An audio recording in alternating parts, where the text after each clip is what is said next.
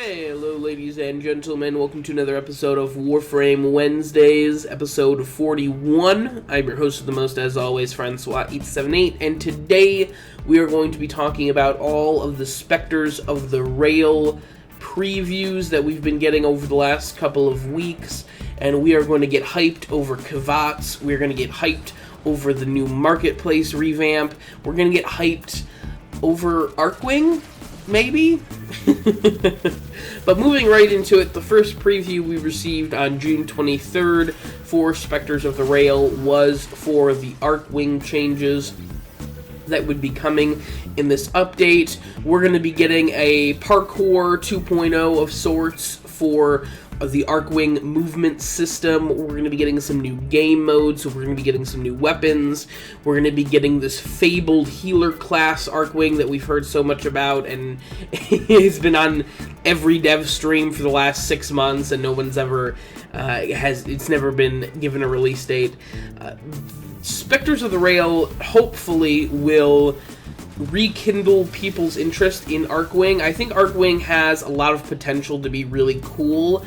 It's just the grind to get to level 30 for that gear, as well as the lack of choice in Archwing and weapons and even just mission types, I think is what people... I think those are the biggest complaints. I think if those things are rectified, I think that people would have a lot more fun with Archwing. People will still obviously complain about it because that's what fans and the community does, but I think it'll be on the road to getting Archwing to a better place.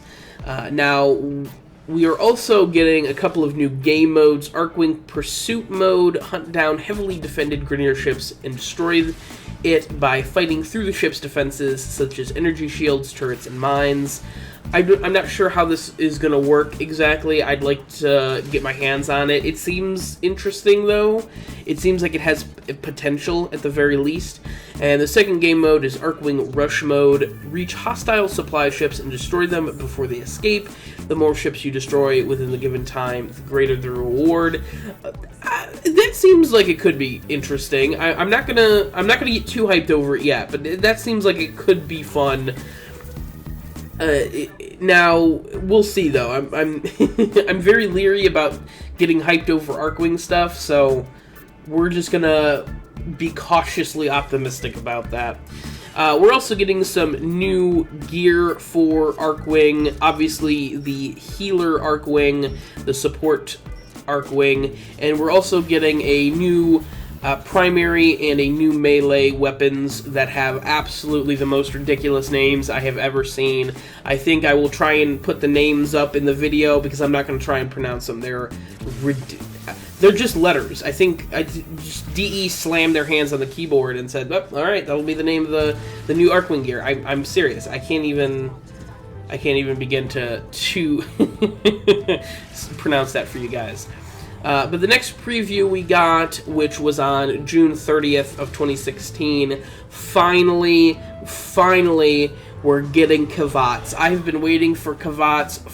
Update 18. Update 18 was when they were supposed to come out, and they got delayed. Then we got enemy Kavats and feral Kavats in Update 18.5, and it's been just so disappointing for me to have to wait so long for Kavats. And honestly, I'll probably grab the 2 unique breeds of Kavats, get them to 30, maybe form my favorite a few times, and then probably go back to my Helios. But it's just something...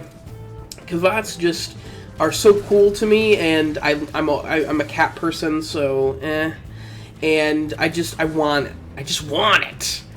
But we have, through the preview, we have learned that there will be 2 specific breeds, the Mirror Kavat and the Cheshire Kavat. Now, from what I've seen here, the unique abilities of each Kavat, I'm actually kind of leaning towards Mirror Kavats more than the Cheshire. We'll see, though. And the unique abilities for the Mirror are Keen Senses. Allies in range receive an increased critical chance for a short duration, and Kinetic Bristles reflects damage back at attackers with increased lethality. The Treasure Kavats have Displacer, manifests an image of itself to distract enemies while entering stealth. Omen occasionally grants a boon of good fortune. Now, the Mirror Kavats are definitely interesting, and they're definitely going to be more of a combat-based breed, whereas the Treasure Kavats are more of a... are less so, I guess. But we'll see. Right now, I'm leaning more towards the Mirror, but it's a very... I'm completely unsure altogether. But we also have seen some new customizations for the Kavats that we'll be getting when they release in Specters of the Rail. They look a little doofy.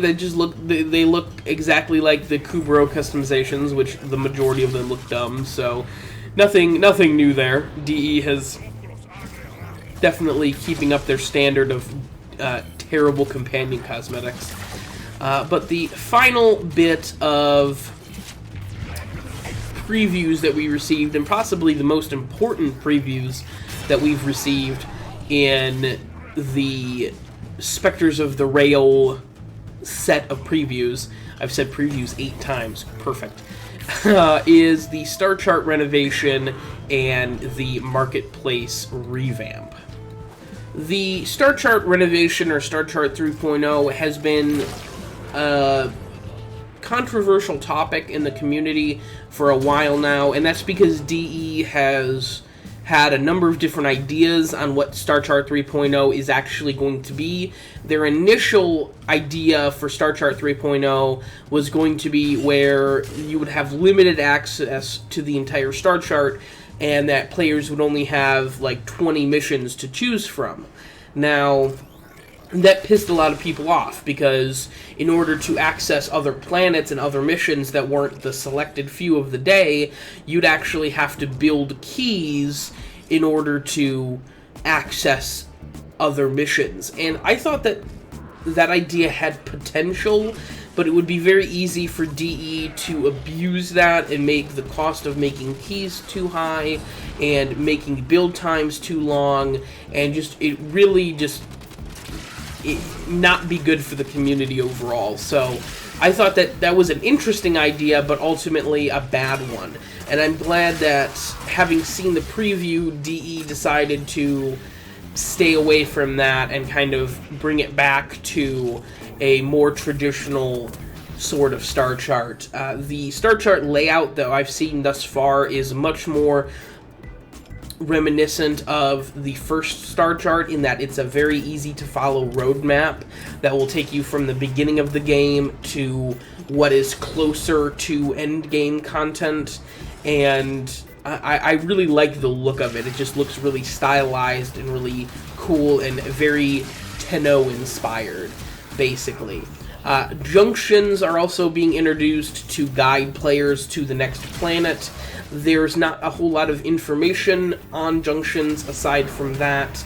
We do know that they are going to be harder missions, but we don't know what those missions are going to entail. So I'm looking forward to seeing what the hell a junction is, more specifically. Now, also with the new Starchart, they're going to be doing away with void keys. I know that's going to scare a lot of people, and it kind of scares me a little bit, but after reading what they plan to do with the void keys, I'm, again, hesitantly optimistic. Instead of void keys, we are now going to have projections, and these projections are going to be used on void tears. Void tears will randomly spawn on Starchart missions. You'll take your projection to that mission, you'll close the void tear, and then you'll get to choose a rare item according to the projection that you brought with you on that mission. Each projection will allow you the option of different items, different prime items. And if the random projection that particular time doesn't have the item that you want, you will gain a rarity bonus for the next projection, so you have a better chance of getting more rare items the next projection that you use. It's an interesting system, and I think it'll be cooler than just mindlessly running void missions over and over again. Again, I'm hesitantly optimistic about it. I want to get my hands on it and really get to see the meat of it before I make a final decision, but I think that it's going to be pretty cool overall. I think the new Starchart's going to be great. I think the new Prime item acquisition is going to be pretty cool. We'll see, though. Finally, the market facelift is going to be a new thing. Not much really to say here specifically. We're going to getting a wish list option. We're getting a search option. Bundles are getting updated. We're going to get updated prices on a lot of stuff. There's going to be some new changes to forum bundles, and there's going to be some new changes to the Fusion Core bundles. It's good. I'm pretty happy with the way the market facelift is going, the market revamp. But that is about it for Specters of the Rail, ladies and gentlemen. I'm looking forward to this update, more than likely taking place after TennoCon. This is the last Wednesday, July 6th, before TennoCon, and I just don't see DE being able to get it out before then, and that's fine. I want them to be focused on TennoCon and making sure that it is as good of an experience for people as it can be for those lucky enough to go. So thank you very much for coming, guys. I appreciate it. Please like, comment, and subscribe, and stay tuned for more content coming soon. Until next time, I am your host with the most, Francois878, signing off.